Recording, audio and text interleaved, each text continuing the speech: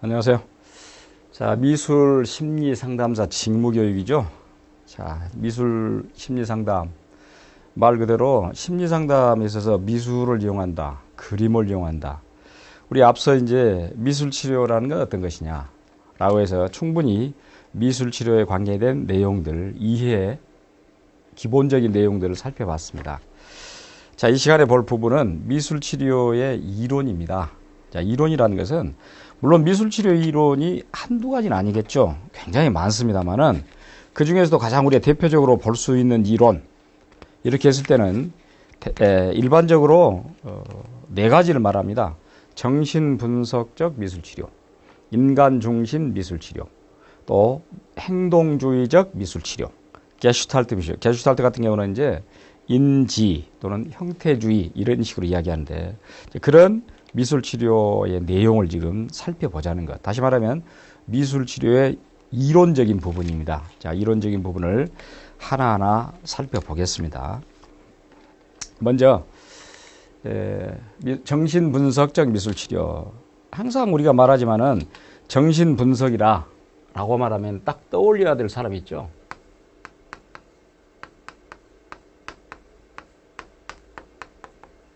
자, 정신분석적 미술치료.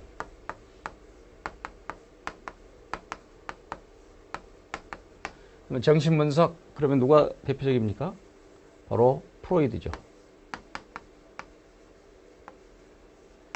지그문트 프로이드, 19세기 중반에 출생해서 19세기 후반 20세기에 비약적으로 이 정신분석이라는 이론을 발전시킨 사람입니다.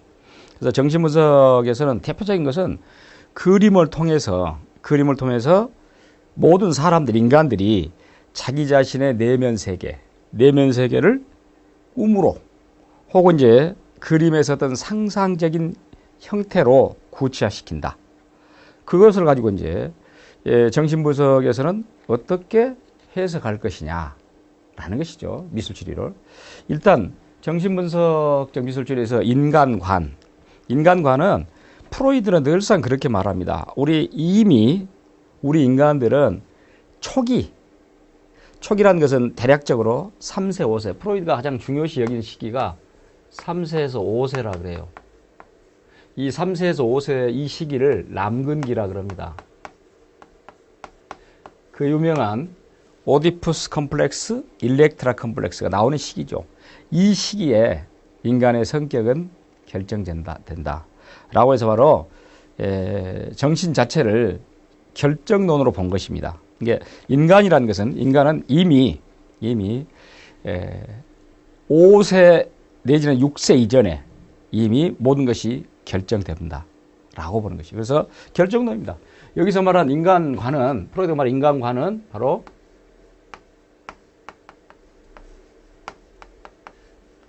결정론적 인간관이에요.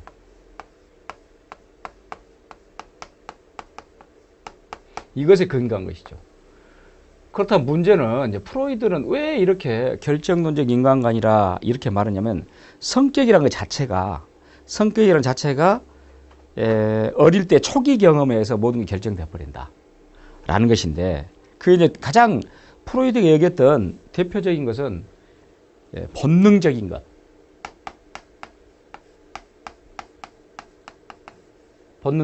본능적인 것 중에서도 특히 이제 프로이드는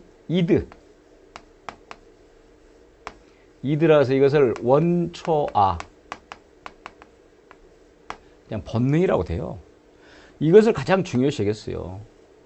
그렇기 때문에 이 본능적인 것이라는 측면에서 프로이드는 어떤 용어를 또 들고 나왔냐? 리비도라는 용어를 들고 나왔어요. 이것이 바로 성적 에너지라 그럽니다. 그럼 이 성적 에너지, 리비도, 더 쉽게 말하면 성감대인데 이 리비도가 어디로 가냐? 신체 발달 단계에서. 그래서 태어나서 18개월까지를 입으로 간다 해서 구강기. 그 다음에 2, 3세는 항문으로 가는 항문기. 3세, 5세에서는 남근으로 간다 해서 남근기. 그래서 특히 남근기 때 결정적으로 이것을 결정적 시기, 크리티컬 피어리드라 그랬어요. 그렇기 때문에 이미 이 정도 나이에 우리 인간의 모든 성격들이랄지 이런 것들이 결정돼 버린다 라고 말한 것이야. 근데 결정됐는데 문제는 프로이드는 특히 뭘 들고 나오냐면 성이라는 걸. 성. 그러니까 성이라는 걸 들고 나와서 성적 욕구, 성충동이라고 그러죠. 이 성충동이라는 것 때문에 이런 리비도라는 용어를 들고 나온 것이에요. 성적 에너지. 성충동을 충족시켜 줘야 되는데 그걸 충족을 못 시켜서 억눌리다 보니까 그러니까 성적 욕구를 발산하고 싶은데 자꾸 어른들은 그걸 억누른다 그 말이야. 그 억누르다 보니까 그게 잠재돼 있다가 나중에 결국은 성인이 돼가지고 나타난다는 것. 어떻게? 잘못된 행동으로. 이제 그러면은 미술 치료에 의해서 어떻게 한다? 바로 프로이드의 정신분석학적 미술 치료를 한다면은 그렇게 해서 억눌렸던 부분을 그림을 통해서 보여줄 것이라고 말이야. 그 그림을 통해 보여주면은 이 사람이 지금 이 내담자가 어릴 때 어떤 시기에 어떤 욕구가 억제됐는가, 어떤 욕구가 억압당했는가 라고 해서 그걸 분석해서 해주는 것이에요. 물론 또 성격은 이런 리비도가 어디로 가냐 라는 것도 그 전에 리비도에 앞서서 프로이드는 방금 말했지만 이드, 에고, 슈퍼에고. 그래서 이건 원초와 본능이라 그럽니다. 원초와. 본능이라 해도 관계없어요. 본능. 이것은 에고, 자아라 그러죠. 자, 이거 슈퍼에고, 초자아라 그러고. 그래서 이거 괴롭힌다는 거야. 이드가 에고를. 왜 본능에 충실하지 않냐? 왜 동물적이지 않냐? 쉽게 말하면. 또 이거 괴롭힙니다. 왜 양심, 도덕에 어긋나게 노냐? 그러면 결국은 에고가 건강하면 건강한 것이에요. 이게. 그러니까 현실적인 어떤 불안에 놓여 있지만 에고가 건강하면 건강한 것입니다. 그러니까 건강한 에고가 갖춰지게끔 하면 되는 것이야. 문제는. 그러니까 지금 만약에 또 부적응 행동, 잘못된 행동을 했다. 그러면 정신분석적 미술치료한다라고 했을 때는 건강한 에고가 어떻게 나타날 것이냐라는 것이죠. 그리고 프로이드는 이런 맥락에서도 항상 의식과 무의식이라 해서 이렇게 말했죠. 10% 정도밖에 안 되는 의식 세계, 90%가 넘은 무의식 세계. 성적 욕구를 충족시켜줘야 되는데 그 성욕을 자꾸 어른들이 누르니까 무의식 속에 잠재되어 있는 것이에요. 그게 잠재되어 있다가 나중에 성인이 돼서 이게 분출된 것이에요. 이게 부적응 잘못된 행동이죠. 의식은 이 정도밖에 안 돼요. 내용 간단합니다. 고쳐줄 수 있는 방법은 무의식을 의식화시키면 되는 것이에요. 그리고 발달 단계에 따라서 프로이드는 5단계 놓았죠. 프로이드가. 어떻게 놀았습니까? 우리 막 태어나서 아까 말했지만은 구강기, 입의 즐거움. 출생에서 18개월까지. 그러다가 2, 3세로 가면은 학문기, 배설물 보유의 즐거움, 배설의 즐거움. 그리고 3세, 5세는 남근기. 오디푸스 컴플렉스, 일렉트라 컴플렉스. 그리고 6세, 11세는 잠복기. 이제 리비도가 나타나지 않는다는 거지. 그리고 나서는 12세 이후는 성기기, 생식기 이렇게 말하죠. 정상적인 식으로 하니까. 이런 부분입니다. 그래서 이런 것을 어떻게 고쳐줄 것이냐. 실제 이제 무의식이라는 것이 무의식에 잠재되어 있는데 도대체 무의식에 잠재된 그런 것들이 어떤 것들이냐 라고 했을 때 임상적으로 이런 내용을 들고 나왔어요. 무의식적 욕구 또는 소망, 갈등 이런 것들의 어떤 상징적인 표상, 꿈을 가지고 해석해보자. 꿈은 현실에 반에 억눌린 것이니까. 또 실제 어떤 사람들의 이름도 잊어먹어버려요. 무의식 속에 잠재되니까. 또 자유현상법을 해서 자, 내가 하고 싶은 얘기를 지금 다 꺼내봐라 라고 하는 것이에요. 또 투사법이라는 것은 한번 다른 데다 내 마음을 던져보는 것인데 특히 내담자가 상담자에게 전의를 시켜본 것입니다. 이런 내용들, 이런 내용을 가지고 하는데 그러다 보니까 이제 이 내담자 입장에서는 그런 억눌렸던 것이 억눌렸던 것이 이제 어떤 형태로 나타나냐. 방어기제가 나타납니다. 방어기제가 나타나서 자꾸 자기 자신을, 자기 생각들을 억눌러서 남들은 말을 하지 않으려고 하는 억압 상태랄지, 투사라는 것은 또 다른 사람 뒤집어 씌워버린다든지, 반대로 하는 것이니까 또 합리화시키죠. 그래서 뭐 왜 너 시험에 떨어졌어? 라고 뭐랍니까? 안 배운 데서 나왔다고. 뭐 심포도 이야기랄지 이런 이야기도 있지만은, 또 치환이라는 것을 바꾸죠. 대상을. 학교에서 꾸중을 듣고 나와서 그냥 동생한테 분풀을 한다든지, 그러니까 종로에서 뺨 맞고 한강 가서 눈을 띄고, 이런 치환. 가장 좋은 건 승화도 있어. 승화. 바람직하게 되는 경우도 있어요. 그러니까 한때는 아주 망나니 같이 놀았는데 나중에 자기가 반성해가지고 뭐 목사가 된다든지. 퇴행도 있습니다. 퇴행이라는 것은 아기 때로 돌아가시죠. 자꾸 어른이 됐음에도 불구하고 뭔가 당황하면 손톱을 깨무른다든지, 이런 어린애들의 어떤 행태랄지. 보상도 있죠. 보상이라는 것은 뭐 내가 공부를 못해요. 그럼 뭘로 보상받고 싶어요? 운동으로. 내가 못생겼어요. 뭘로? 옷으로 보상받는다. 이런 여러 가지 방어기제를 동원한다 그 말이야. 역시 그런 것은 잠재되어 있던 무의식 세계에서 보여주는 그런 잘못된 그런 행동들이 어떤 면에서는. 그랬을 때는 이제 치료를 해야 되겠죠. 그래서 이제 치료 과정이랄지 이런 거 보면은 뭐 자유연상법. 실제 이 정신분석의 프로이드의 내용 보면은 그 내담자가 왔을 때 편안하게 눕혀놓고 이야기를 하고 자기가 하고 싶은 얘기를 모든 걸 다 꺼내서 해봐라고 합니다. 그렇게 하면 자유연상법이고, 꿈의 해석도 있고, 또 전이라 그래서 내담자가 상담자에게 옮기는 것이고, 전이라는 것이 이제 구체적으로 실제 이제 정신분석적 미술 치료를 할 때 방금 말한 건 프로이드의 이론에 입각해서 하는데, 실제로는 구체적으로는 어떻게 이루어지냐. 정신분석적 미술치료의 구체적 내용을 보자면은, 치료자는, 물론 치료자라는 것은 상담자입니다. 실제 내담자가 자유로이 미술 매체를 선택해서, 그렇습니다. 아무 것이나 어떤 매체든 선택하게 해요. 그래서 아무 것이나 그리고 싶은 것을 그리도록 한다. 소위 말하는 자유연상법과 같은 그런 방법을 통해서 그리게 합니다. 그렇게 되면 이제 자기가 뭐 실제 보여주고 싶은 그런 그림을 계속 그린 것이에요. 다시 말하면 어떤 내담자가 갖고 있는 생각을 그림으로 표출하라는 것이야. 자기 마음대로 하게끔. 그걸 보고 상담자, 치료자 입장에서 한다는 것이고, 두 번째는 치료자는 상담자입니다. 지금 미술 치료를 한 그런 상담자 입장에서는 내담자가 자발적으로 지적하는 말들을 경청하고 행동을 관찰하고, 그렇죠?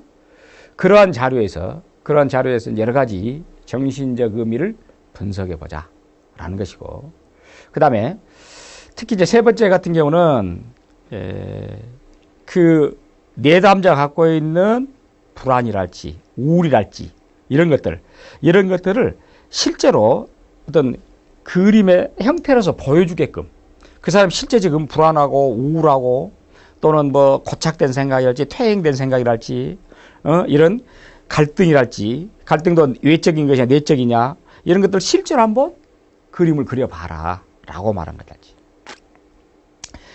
이제 내담자가 이 치료자 상담사에게 자기가 하고 싶은 그런 뭐 방어 기제랄지 이런 것들을 다 동원해서 그림에다 그려가지고 그것을 상담자 입장에서는 살펴보고, 이 친구는 이런 부분에서 억눌려 있다. 특히 이제 대표적인 건 뭐냐면, 가장 결정적인 것은 정신분석에서는 억눌린 성적 충동, 성충동입니다. 억눌린 성충동을 그림을 통해서 아까 자유연상법이랄지 해서 마음대로 그려봐라는 것이야. 또 실제 당신이 꿈을 꿨는데 그 꿈의 그림을 한번 그려봐. 꿈에. 지금 상담자에게 보여주고 싶은 당신의 감정, 그것도 충분히 한번 그림을 그려봐라. 그런 식으로 전개하는 것이에요. 그걸 가지고 이제 해석을 해본 것이지. 이 정신분석적 미술치료, 프로이드의 입장에서 보는 그런 내용, 사실은 쉽지는 않습니다. 쉽지는 않은데, 어떤 맥락에서는, 또, 아까 말한 정신분석적 치료라는 것은 그 대상자의 정신 상태, 특히 프로이드가 말한 정신 상태라는 것은 성적으로 억눌린 정신 상태입니다.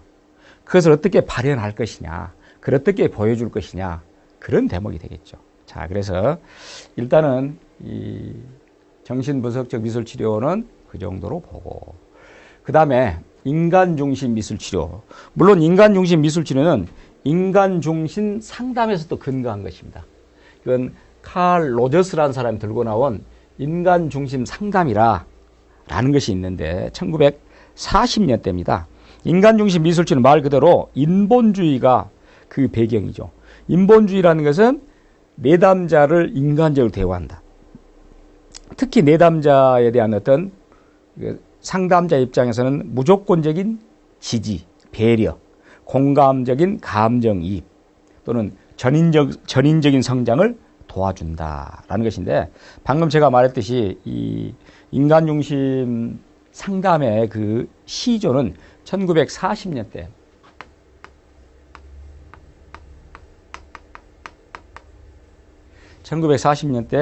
칼 로저스라는 사람에 의해서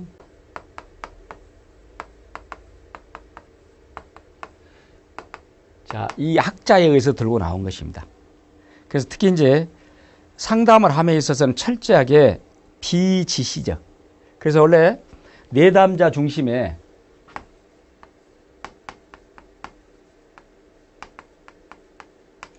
내담자 중심의 비지시적 상담. 원래 여기에 근거한 것입니다. 그래서 이 인간중심 상담의 근본적인 건 휴머니즘입니다. 다른 무엇보다 휴머니즘 입각한다 라고 말하는데, 인간중심 치료라는 것 자체가 인간의 자기실현 경향성을 전제로, 자기실현, 자아실현. 인간은 자아를 실현하고자 하는 욕구를 가지고 있다. 이런 맥락에서 여러분들 매슬로우의 욕구이론의 최상위 단계, 5단계가 바로 자아실현 욕구입니다. 그래서 매슬로우라는 학자도 인간중심 상담학자에 들어갑니다. 특히 이제 이 인간중심에서는 어떤 부분을 가지고 있냐. 인간은 철저히 자기 자신을 지킬 수 있는 권리, 또 자기 가치, 존엄성, 이런 부분을 마땅히 가져야 된다. 또 인간은 자기를 지시할 능력과 권리를 가지고 있으며 기회가 주어지면 현명한 판단을 할 수 있는 그런 충분한 존재다. 인간은 자기 자신의 가치를 선택할 수 있다. 인간은 책임감을 건설적으로 사용하는 법을 배울 수 있다. 인간은 자신의 감정, 사고, 행동을 다룰 수 있는 능력이 있다. 그러니까 인간은 궁극적으로 자아실현의 욕구를 가지고 있다라고 말하죠. 그런 맥락에서 그렇게 또 상담자가, 특히 미술치료 또는 미술심리상담사가 내담자가 왔을 때는 그걸 전제로 해야 돼요. 특히 그걸 전제로 하면서 기본적으로 이 인간중심 치료에서는 일단은 세 가지가 대표적인 치료자가 해야 될 역할이 있어요. 상담자 역할이.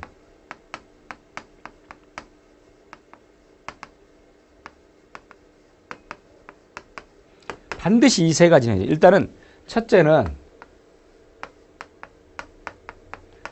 진실성을 가지고 내담자를 대해야 됩니다. 그 내담자를 정말 인간 자체로서 존중할 수 있는 그런 진실감이 없으면 할 수가 없는 것이에요. 가장 중요한 게 진실성이야. 물론 진실성이라는 것은, 진실성을 갖는다는 것은 어떻게 돼야 될까요? 철저하게 신뢰의 바탕입니다. 신뢰가 바탕이다. 신뢰가 바탕이다 라고 말하고, 그리고 두 번째는 무조건적인 긍정적 관심이다.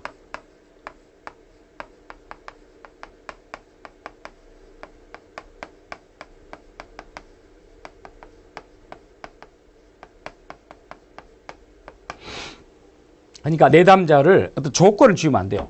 조건 없이 무조건적으로 긍정적으로 대우해 줘야 돼요. 이 내담자에게, 이 상담자가 그 이면에 깔려 있는 것은 다 뭐니까 인간의 존엄, 가치, 이게 깔려 있는 것이야. 그리고 공감적 이해를 가져야 됩니다.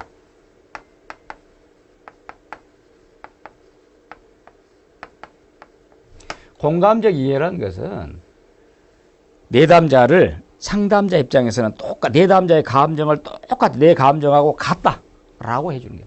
이렇게 했을 때 상담자가 이런 역할로 이렇게 해줬을 때 결국은 내담자하고 무엇이 만들어지냐?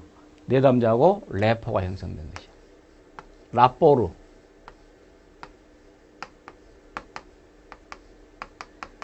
이 라뽀르라는 것은 친밀한 인간관계.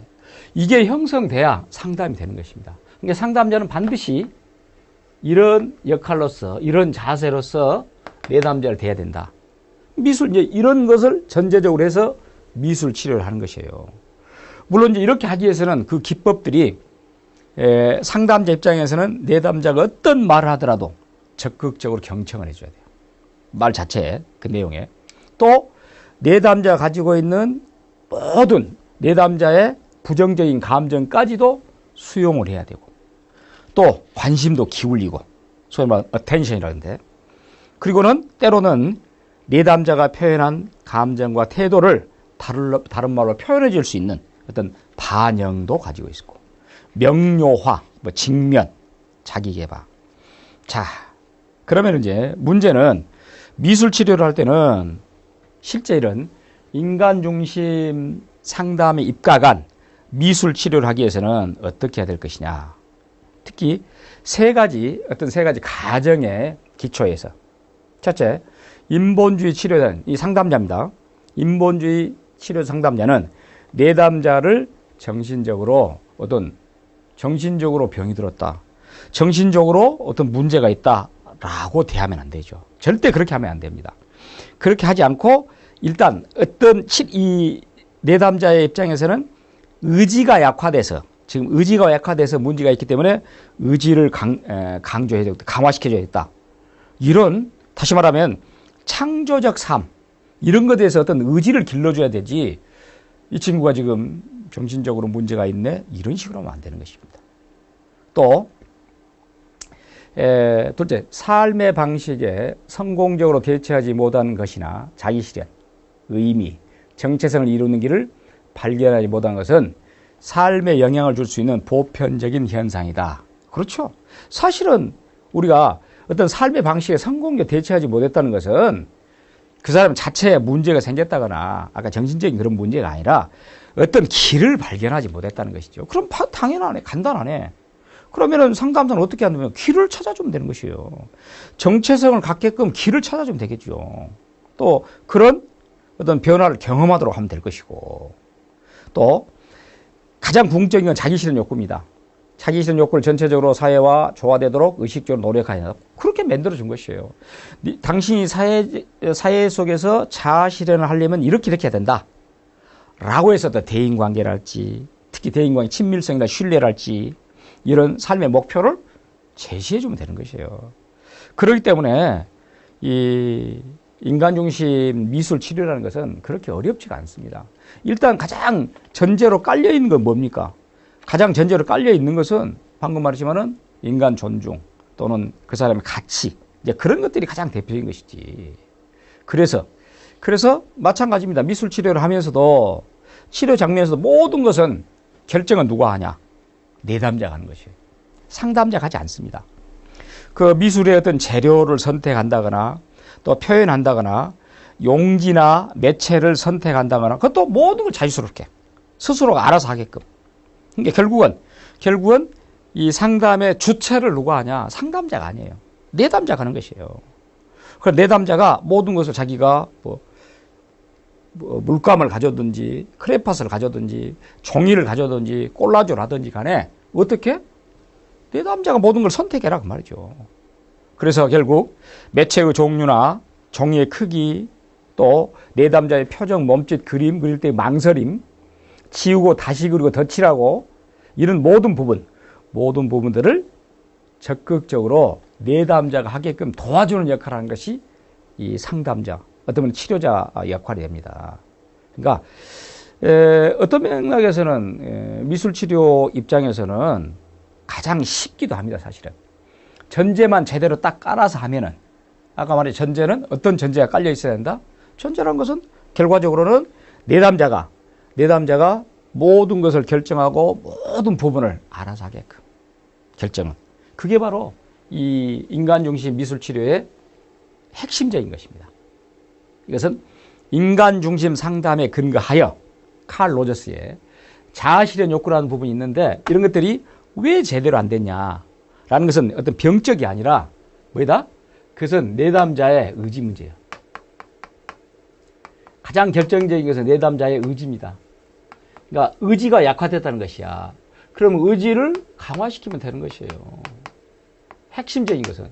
그러기 위해서는 미술 치료를 함에 있어서는 모든 재료, 뭐 이런 것들을 그림 형태랄지 이런 것들을 다 내담자에 맡긴 거. 우리 앞서서 봤지만 여러 가지 기초적인 거 봤죠? 우리 상담의 미술 치료의 맨 처음에 봤던 부분, 그 부분을 다 내담자에 맡긴 것이죠. 이게 바로 대표적으로 인간중심 미술치료. 그래서 인간중심 상담이 근거하여, 아까 정신분석적 미술치료는 정신분석, 프로이드의 정신분석학에 입각하여 이렇게 하는 것이죠. 그러니까 각각 정신분석, 프로이드, 인간중심, 로저스 이런 학자의 견해에 근거한 것입니다. 자, 두 가지는 봤고 그 다음에 볼 부분은 이제 행동주의 미술치료. 당연히 이제 행동주의 미술치료 그러면은 행동주의 심리학, 행동주의 심리학에 근거한 것이죠. 그래서 행동주의 심리학은 19세기 말부터 시작됩니다만은 20세기 초에, 19세기 말 20세기 초에 가장 대표적으로 행동주의 심리학을 들고 나왔던 학자, 그 대표 학자가 바로 파블로프였죠. 파블로프가 개의 타액 실험을 했고, 그 다음에 손다이크, 우리가 말하는 시행착오설이라 말하는 손다이크, 그 쥐의 미로 실험도 해봤고, 손다이크가. 다음에 스키너 박스. 스키너 조작적, 도구적 조건 형성이라고 해서 스키너 박스를 들고 나왔고, 이제 이런 행동주의인데, 행동주의에서의 인간관은 철저하게 어떤 부분이냐. 인간은 학습에 의해서 모든 게 결정된다라고 보는 것입니다. 그러니까 인간 행동은 학습된 것이다. 이 행동주의는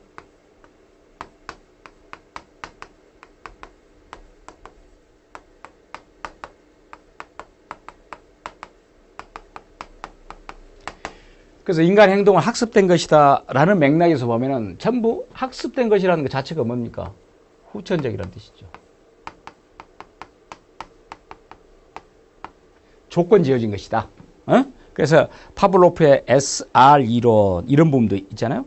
그게 바로 이제 그럼 결국은 행동주의 미술 치료라는 것은 내담자에게 미술 치료를 할 때 행동치료 기법을 적용한 것이야. 그럼 결국은 행동치료 기법을 적용한다는 것은 어떻게 해야 될 것이오? 당연하죠. 학습을 통해서 해야 되겠지. 물론 이제 미술치료를 할 때 잘 안 된 애들이 있는데, 뭐 자폐성 아동, 또 발달이 지체된 아동, 또 자기 마음대로 뭐 물건을 던진다거나 이런 아동들, 잠시도 의자에 앉아있지 않고 돌아다니는 아동, 또 짜증내고 소리 지르고, 그렇죠? 이런 아이들은 사실은 이런 아이들에게 가장 적합한 것이 행동주의 미술치료입니다. 행동주의 미술치료라는 대상을 보면은 방금 말한 대로 정말로 자폐성이 있다든지 발달이 지체됐다든지 뭐 마구잡이로 행동을 마음대로 한다든지 좌불안석을 한다든지 막 소리 짜증낸다든지, 오히려 이런 아이들에게 이 상담사가 신뢰관계를 잘 형성하기 어렵겠지만은 이런 아이들을 다스리는 데는 어떤 면이 훨씬 좋습니다. 왜 좋을까요? 학습을 시키면 되는 것이니까. 여기서 행동주의 학습이라는 것은 철저하게 뭐냐면은 어떤 외면적인 것의 조건화라 그래요. 여기서 조건화라는 것은 무엇을 줘서 조건화를 시키냐? 반드시 자극을 줘야 돼요. 자극을 줘서 그 자극에 어떤 반응이 일어나는가, 이 부분을 조건화 시킨 것입니다. 만약에 아까 말한 대로 짜증을 내고 이런 아이들은 어떻게 하면 되겠어요? 그런 아이들 학습시키기 위해서는 뭔가 달콤한 기제를 사용하면 되겠죠. 뭔가 달콤한 줄 수 있는 부분을 준다든지, 그러면 그 아이 입장에서는 어떻게 하겠어요? 아, 그것이 한두 번 이제 그렇게 자꾸 하다 보면 조건이 지워져. 그래서 이제 그런 자극을 줬더니 나중에는 다른 반응이 나온 것이 이제는 짜증도 안 내고 뭔만 딱 주게 되면은 지가 좋아하는 뭔만 주면 짜증도 안 내고 그러다가 그와 비슷한 조건을 형성해 주게 되면 어쩝니까? 이제는 제대로 행동이 바꿔지더라 그 말이야. 그러면 그보다 더 좋은 거 어디 있겠어요. 그러니까 결국 이 행동치료, 행동주의적 미술치료는 학습 이론에 근거한다라고 하기 때문에 어떤 행동을 수정시킨다든지 또는 인지행동을 치료한다든지 이런 부분이게 되겠죠. 물론 이제 이 행동치료는 실제로는 이제 1950년대 가장 그 행동치료에서 나중에 발전된 형태로 나온 것이 1950년대 하버드 대학의 심리학자였던 스키너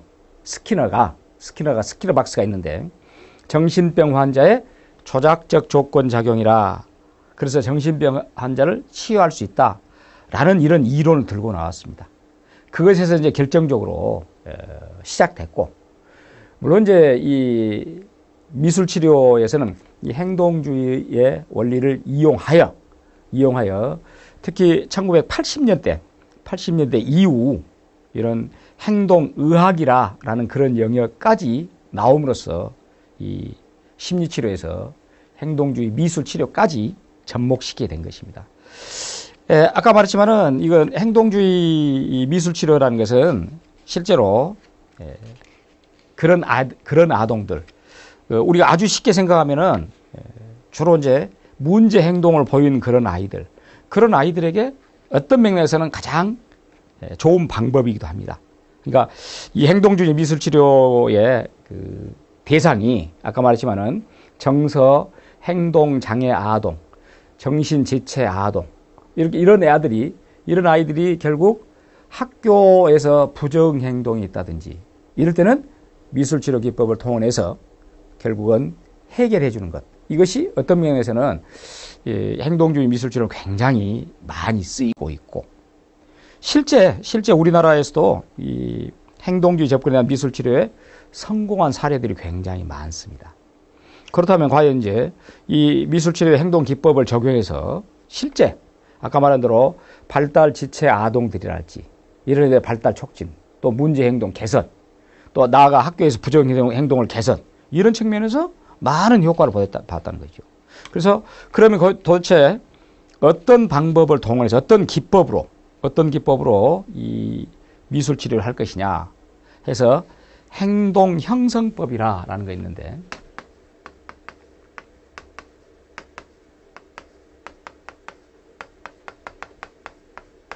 형성이라는 것은 어떤 형태를 만들어간다 그런 뜻이죠. 새로운 행동을 형성한다 그 말이니까 즉 아동이 현재 할 수 있는 행동 속에 들어있지 않는 행동을 강화를 통해서 특히 스키너 같은 학자의 가장 대표적인 용어가 강화입니다. 그러니까 행동 형성이라 이런 부분에는 강화 기법인데 여러분들 강화란 말은 어떤 말이냐면은 어떤 바람직한 행동에 나오게끔 자극을 준 것을 강화라 그래요. 바람직한 행동은 더 키워지고 바람직하지 않은 행동은 더 없애주는 거예요. 이걸 강화라 합니다. 이것을 그러니까 아동이 예컨대 자꾸 숙제도 안 하고 자꾸 떠들고 자꾸 주의가 산만하고 이런 아이들이 있어요. 그러면 그 숙제를 하게끔 만들고 떠들지 않게끔 또 주의가 산만하지 않게끔 만들어야 되겠죠. 그러기 위해서는 그런 바람직하지 않은 행동을 바람직하게 하기 위해서는 강화를 사용하자. 강화는 자극입니다.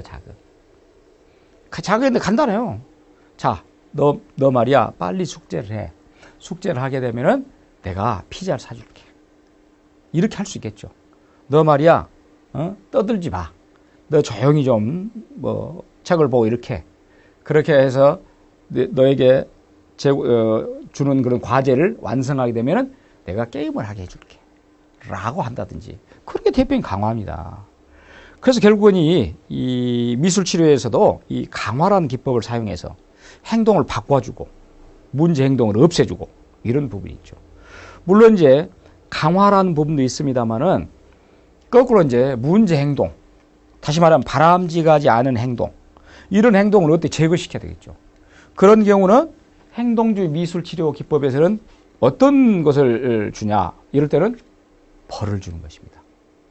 벌을 주는 그런 행태인데, 예를 들어서 이런 것들이 아까 말했지만 계속적으로 주의가 산만한 아이, 또 자기 신체 자체를 컨트롤 못한 아이, 또 삶을 던지는 아이, 우는 아이, 소리를 지르는 아이, 이럴 때는 이럴 때는 어떻게 할 것이냐. 이럴 때는 앞서 말했지만은 강화 기법보다는 이럴 때는 어떤 벌을 주는 것이 낫습니다. 그러니까 벌을 준다는 것은 반드시 뭐 어떤 신체적인 자극을 가하는 것이 아니라 그에 걸맞는 벌을 주는 것인데, 특히 이제 문제행동 소거 및 바람직 행동 증가를 위해서 이 행동주의 기법, 행동주의 미술치료기법에서는 지금까지 했던 다른 기법에 비해서 어떤 맥락에서는 좀 그 아이와의 관계에 있어서 훨씬 밀접한 관계를 갖고 그 아이를 주변에서 곁에서 잘 지켜보고 결국은 그것을 고칠 수 있는 그런 방법으로 가는 것, 그게 가장 대표적인 방법이 됩니다. 이 행동주의, 물론 행동주의 이 치료 기법이 사실은 인간을 대상으로 했다. 원래는 이제 동물 대상으로 실험을 했습니다만은 그걸 인간을 대상으로 했다라고 해서 반기를 듭니다. 그 반기를 든 사람들이 바로 게슈탈트 학파죠. 그걸 이제 우리가 형태주의, 인지주의, 인지심리학 이렇게도 말하는데, 게슈탈트 미술치료는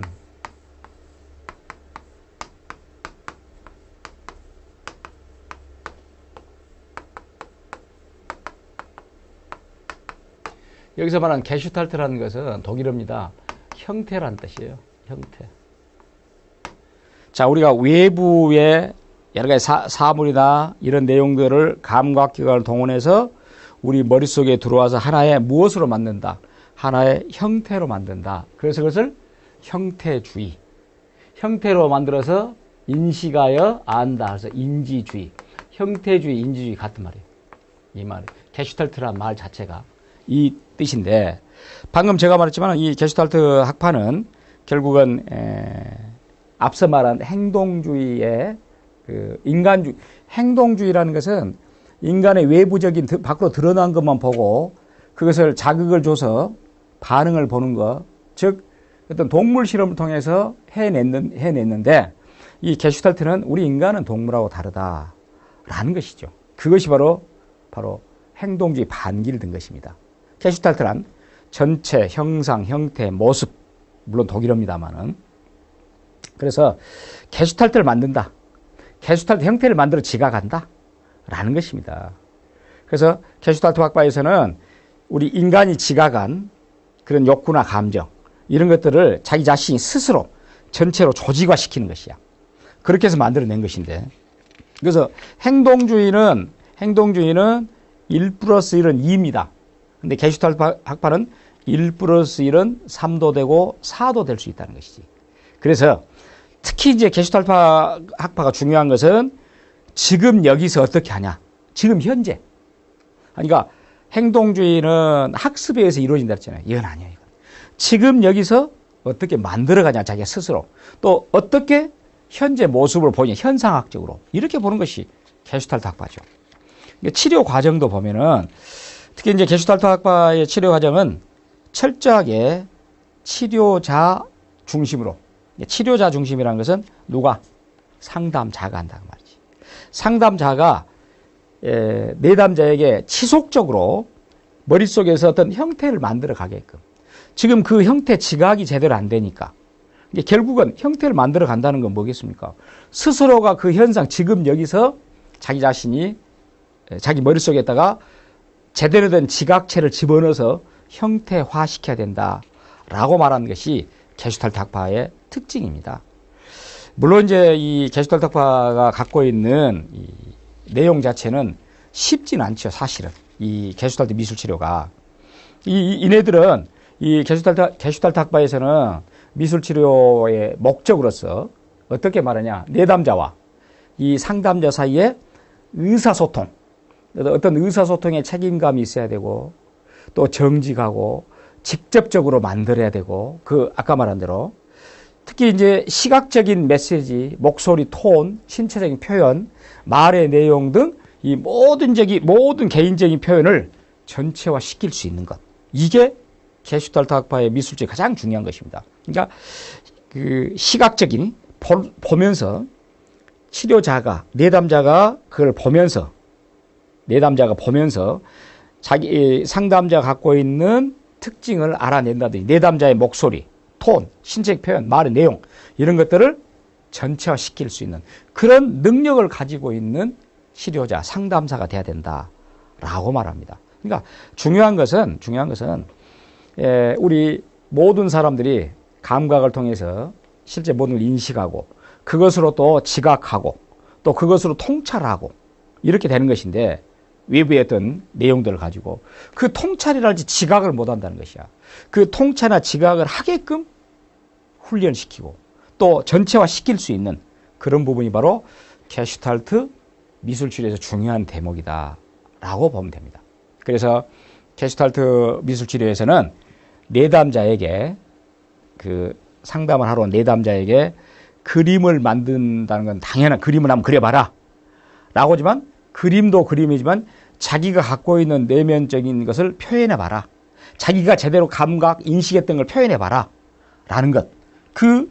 그런 메시지 속에서 자기가 그 내담자 갖고 있는 욕구, 내담자 갖고 있는 필요성, 그걸 찾아내는 것이에요. 그것이 바로 게슈탈트 미술치료의 방법인데 이 게슈탈트 미술치료라는 것은 통찰력을 길러준다, 지각력을 길러준다라는 것 쉽지는 않습니다. 어떤 면은 가장 우리 네 가지를 봤는데 네 가지 중에서 가장 쉬운 방법은 어떤 맥락에서는 행동주의 미술치료입니다. 다른 것보다. 아까 인간주의 미술치료 같은 것은 물론 내담자를 인간적인 차원에서 대우해주면 되는 것이에요. 그런데 더 쉬운 것은 이 행동주의로서 행동을 학습화시키면 되는 것이니까. 그럼에도 불구하고 이 네 가지, 미술치료의 이런 네 가지를 우리가 익히 봤는데 그 네 가지가 다들 만만치는 않죠. 아까 말한 정신분석적 미술치료, 또 프로이드 이론에 입각한 것이고, 인간중심 미술치료, 이거는 로저스의 이론에 입각하고, 행동주의 미술치료는 행동주의 학자들, 파블로프, 또는 손다이크, 스키너 이런 학자에 의해서 이루어진 것이고, 게슈탈트는 우리 형태주의, 인지심리학에 근거한 것이다. 자, 이렇게 미술치료의 이론을 네 가지를 살펴봤습니다. 그럼 과연 이제 미술치료의 과정은 어떤 과정이 있는가라는 부분에서 다시 만나겠습니다. 감사합니다.